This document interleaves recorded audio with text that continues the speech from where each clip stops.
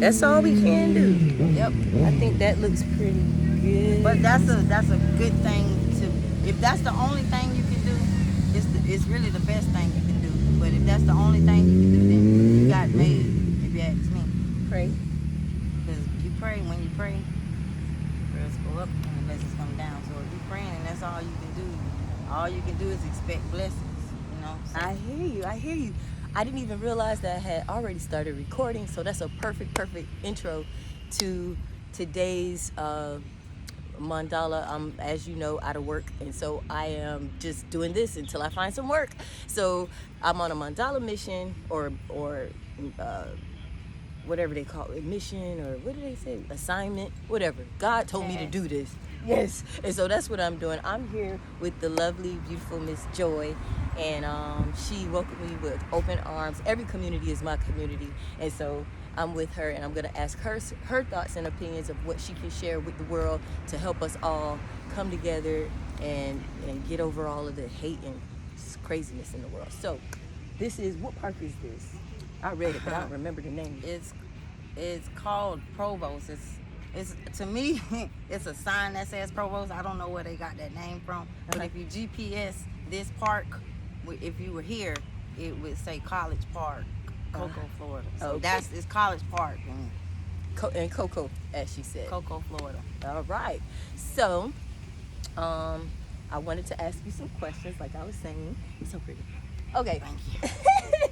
Okay. So, for starters, what is your philosophy on life? Like, what is your spiel? What are we here for as people?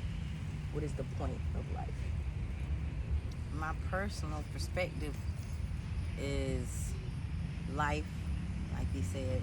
It's about life and love and sustainability of life and love, so that it doesn't end and it can go on and on and on, and we can pass it on, or we can shed it by grace or blessings in any way. I believe that God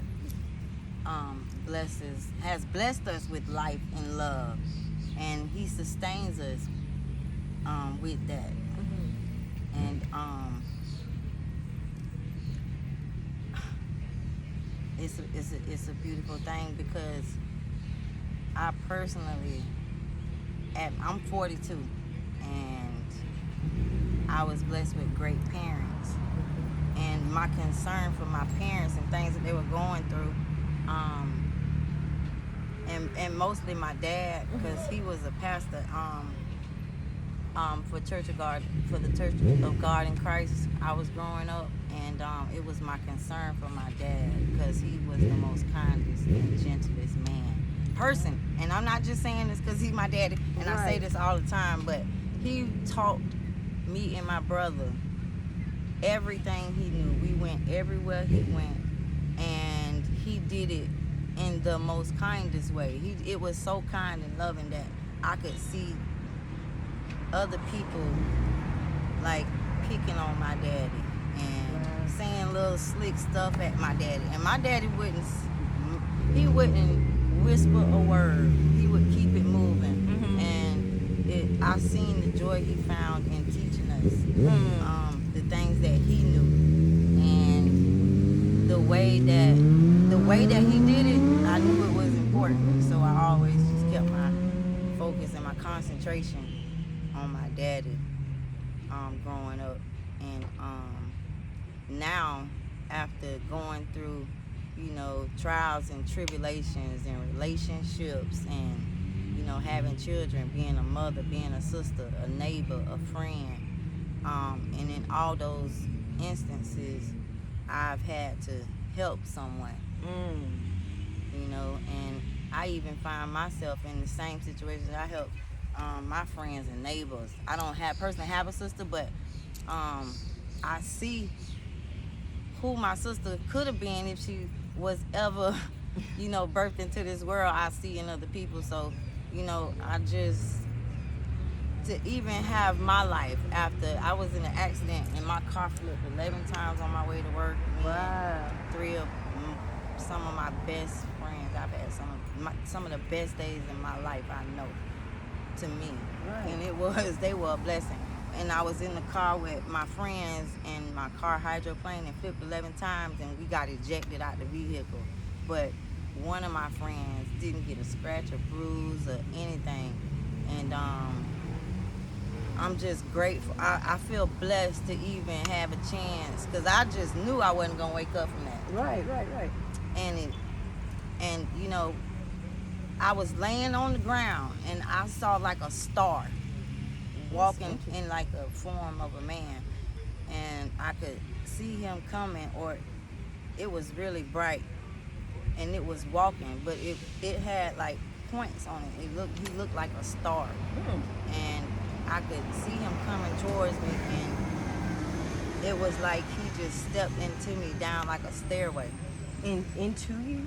Yes, like I seen him come, and he stepped into me, and I sat up, and I was like, oh my goodness, I cannot believe that I am sitting here looking around, and you know, gosh dog it, I made it through the accident. Right. Here I am. Okay, it's a whole nother ball game now.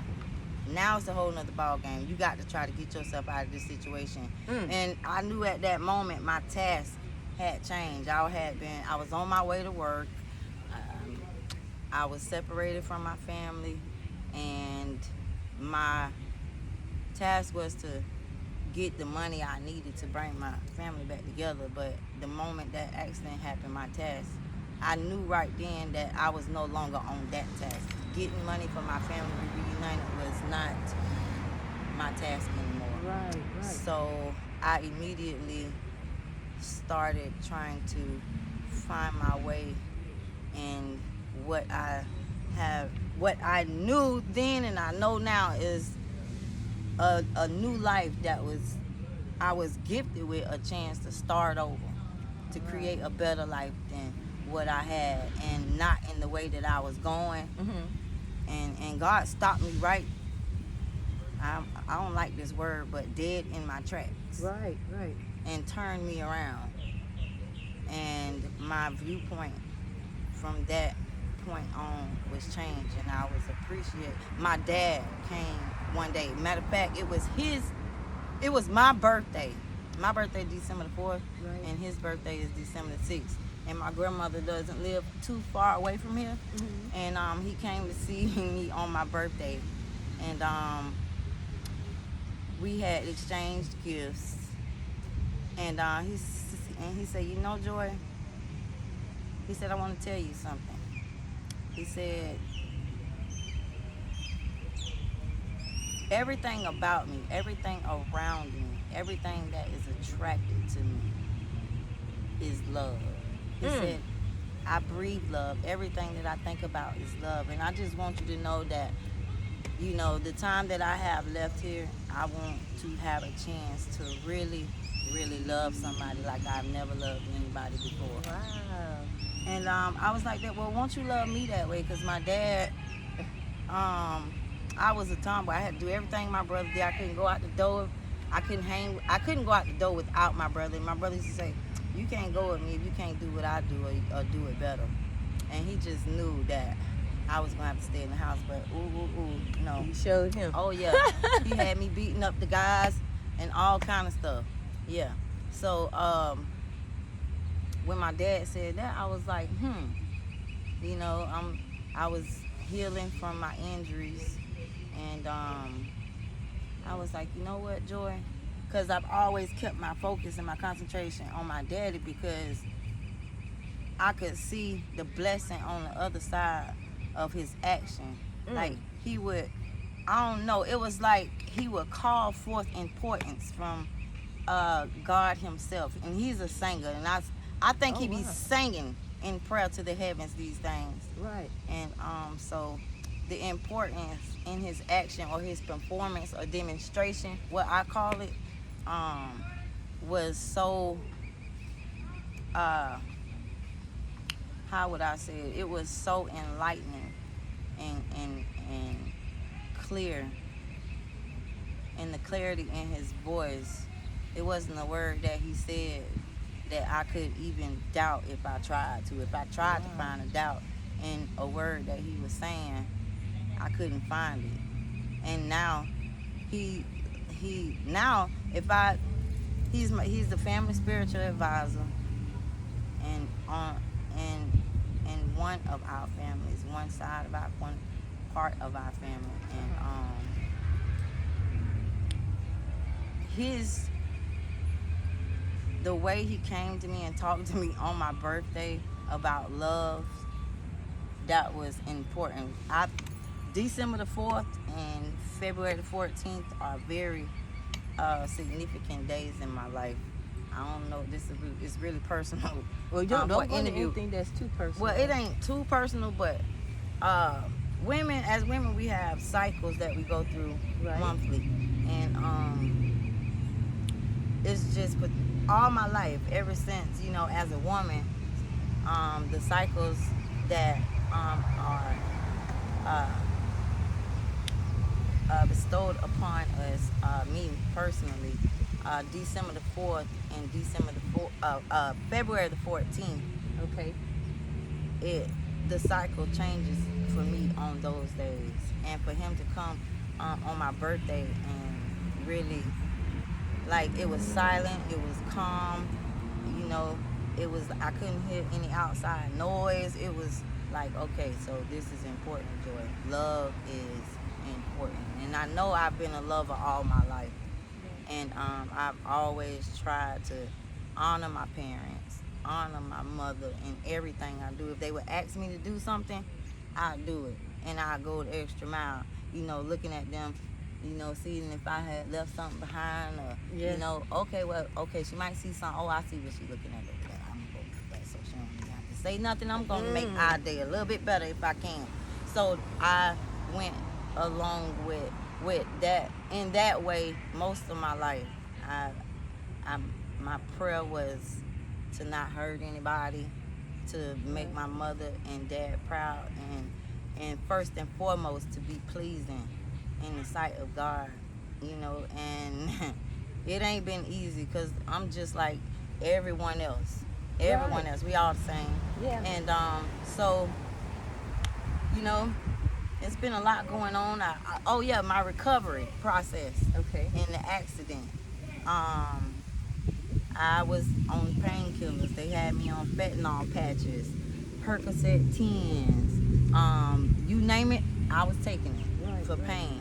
I had thoracic spinal fractures. Oh my. I got a lumbar injury, a lower lumbar injury.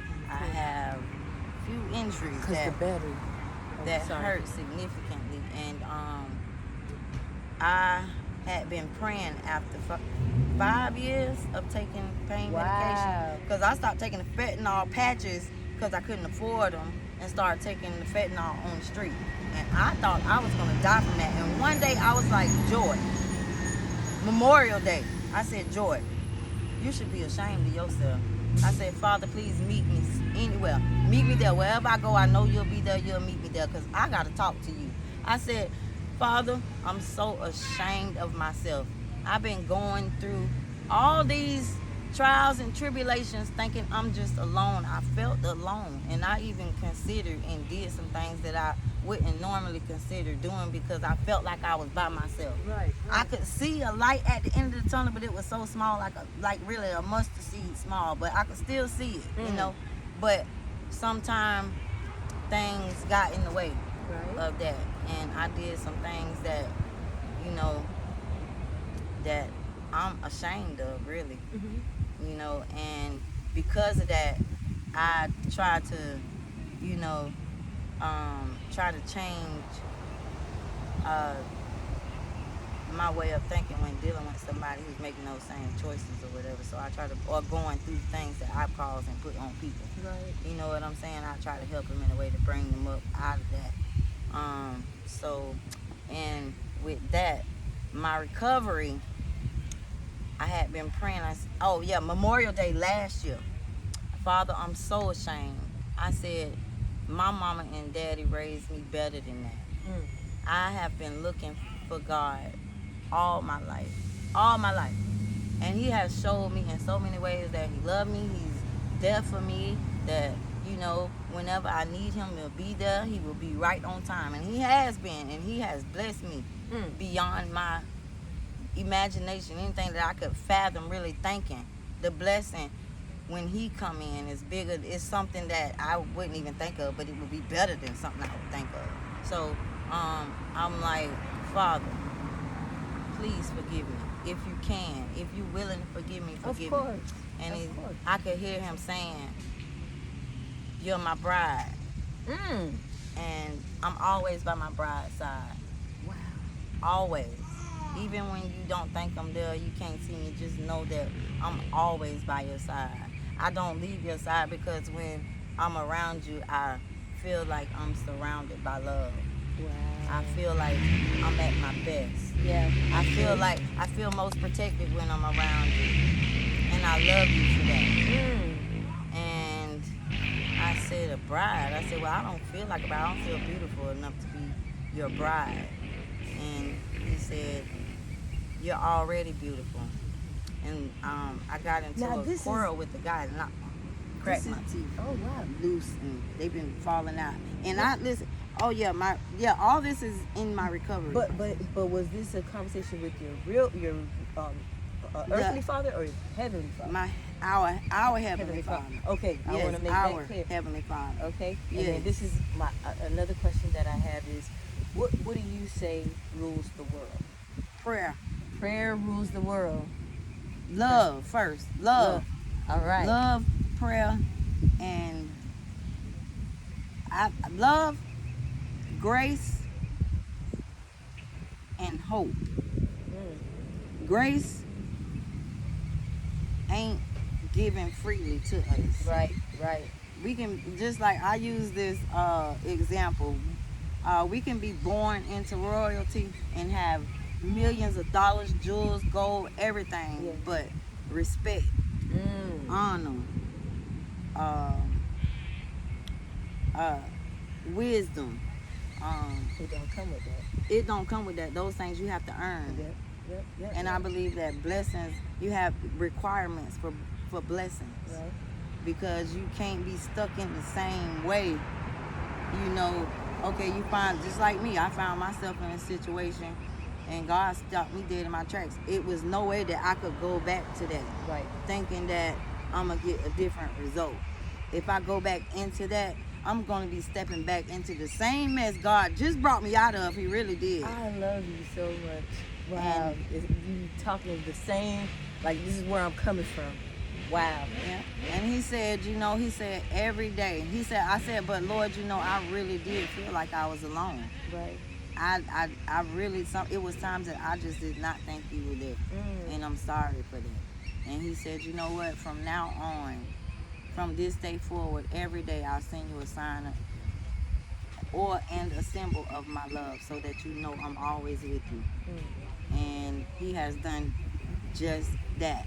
And so I started praying. I said, Father, you got to strengthen me, strengthen my mind and my body, so that I can get off these pain medications. Right. Because my dad would see me take them, and my whole demeanor would change. My character would change. I would think about different things, and that really weren't good for me. And so he would constantly say, Joy, you need to get help for your problem. Joy, and he wouldn't say nothing else to me. And I'd call him and say, Dad, I need some advice. Okay. I tell him I need advice, and he said, well, figure it out. And those 2 words, get help for your problem, 5, and figure it out. That's 8 words he said to me probably for months. And figure it out, I was like, okay, because I'm not going, I do everything my parents advise me to do, or tell me to do, or instruct me to do, because I know God, one of his most important commandments is to honor your mother and father. And I know if I feel like they wouldn't try on purpose to lead me in a wrong way, or something to destruction, or something like that, because I've heard them say plenty of times, they'll go about the kids. So I do what they say, because I know it's gonna be a blessing on the other side of that. Even if I don't want to do it, it's hard to do it. Oh boy, it drained my energy thinking that this ain't a good idea. But I would do it anyway, and it would be a blessing, and it has been every single time. Wow. It's a blessing on the other side. You And dropping so many jewels, like you even if your mother's not here, uh-huh. you honoring your mother in her memory when the time presents itself, it's a blessing on the other side of that, for you honoring your mother, even the things that she's taught you. Yeah. You know, that's what I know, the things my mother and dad has taught me. Like right now, what I'm saying, I have experienced these things, and they keep me and carry me today, and I know it'll do the same for you, and it will be a blessing for you as well. Thank you. And I truly believe those things. I know they are true. They are true. And I pray, my number, okay, this is my recovery. I got arrested one night driving on suspended. I was on my way to the emergency room because I had to get a splenectomy during the, after that accident, my spleen ruptured and I had to have it removed. So I have urinary tract infection. I'm not supposed to drink like soda, a lot of soda, pork, beef, because it's hard for my body to break down the bacteria and those things. So I try to stay away from those, but sometimes my body craves them after having them for so many years. So, or I'm not drinking enough water or holding my urine too long, and I would get a urinary. Then I had one, and this officer, I don't know, he must have was curious about me more than anything because I wasn't doing nothing wrong. But he stopped me and he was like, just give me one reason why I shouldn't take you to jail. And the cat got me. I couldn't say nothing. God didn't give me a word to say. And usually, if you don't know what to say and you say, Father, I don't even know what I'm supposed to say, but I know you'll give me the words I need when I get there. Nothing. I was like, you got me. What? You got me now. I was like, but I was mad though, because he didn't have no reason to stop me. But I was like, okay. But it was a blessing. It started, that October 24th, 2022 was the start of my recovery off of the pain medications. And I've been clean now for, I think it's like 7, 8 months, maybe 9 months. Congratulations. Yeah. And it wasn't easy with my injuries, but God said, don't worry. And I was like, a month before this, I said, something said, Joy, you've been praying to get off of them pain medications now. You know you need to get ready because you know that blessing is on the way, child. You need to get right. And I was like, oh, Lord. I was like, I got to try to get myself weaned down off of this stuff, because if I was to have to go into recovery right now, oh, my Lord, that's a real medical condition. Oh, wow. And you can die from that.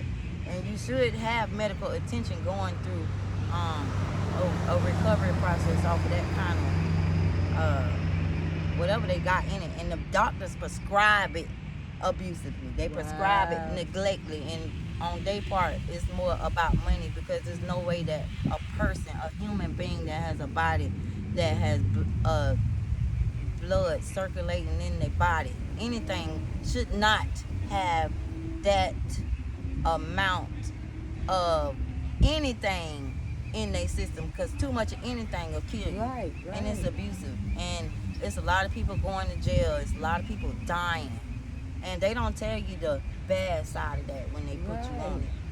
They don't say, hey, they tell you, take this 4 times a day or as needed. Lies. That is to me, them jeopardizing my life. Being like not having no regard for my life, my health, or anything. Right. And then when my health starts to fail and decline, then you want to get we're gonna start weaning you down now. Right. Why? You should have never even prescribed this to me like this, and then try to turn it into what you want me. That's reverse psychology. And it's sad. It's pitiful. I mean, a lot of pity. I mean, a pit of hell involved in that. It really is. And something needs to be done about that. The way they prescribe the medicine, because nobody's life should be jeopardized in that way. Right. Because life, to me, again, is about life and love and sustainability. And how can you be showing any of your patients love or care or anything by prescribing medication the way you do when you know their health is going to decline. You know this could possibly kill them. You know that this may cause their organs to fail the way you have prescribed it. Wow. Now, if you prescribe it where it's not abused, right, they would never get addicted. So it's like they're purposely setting you up for failure, to get basically. rich, driving them Mercedes Benz and Wow. all, you know, and I don't see nothing wrong with that. But I just feel like that's the wrong way to earn those things, right, by taking somebody's life and health. What really God has intended to sustain love and life here on this earth, this garden. What a beautiful garden. And I see the beauty. I mean, this ain't the perfect park, and you know, we be having a good time out here. I ain't gonna lie, boy. Ooh, that is the this truth. Is the place they were playing the be. music. I definitely have to come back. I have seen so many great things. The storm came yesterday, and me and my friend was sitting right back over here on this side of the park. This is part 2, the rugby park, and it's like a stand right there.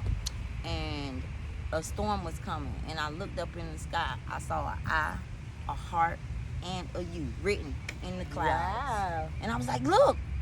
See, when people hear stuff like this, sometimes it's like it's not credible. Like, because experiences I like got that. a witness. Yeah. I got a witness. Yeah. I saw a hog, one of my friends. I saw a wolf, one of my friends. I saw a ship and something that looked like an old ex of mine, if you can catch my drift. So I saw a lot of love coming in that storm, and that was significant for me. That was a symbol and a sign, if you ask me. And I don't look for signs or anything like that, but if one catch my eye, I'm taking that, because God said he was going to do it, and he does that. He just, and he tell me, ain't nobody going to love you like I do, you know?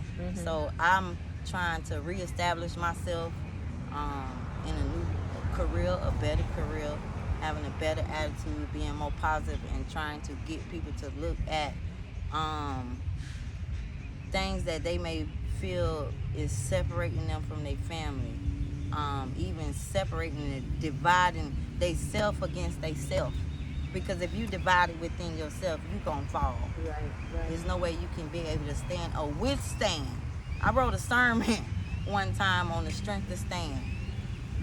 And I gave it to my daddy, and he kept it for 2 years. I ain't even see it. One day I came home and it was there, and I said, this Negro, 2 years you kept my sermon on the strength to stand.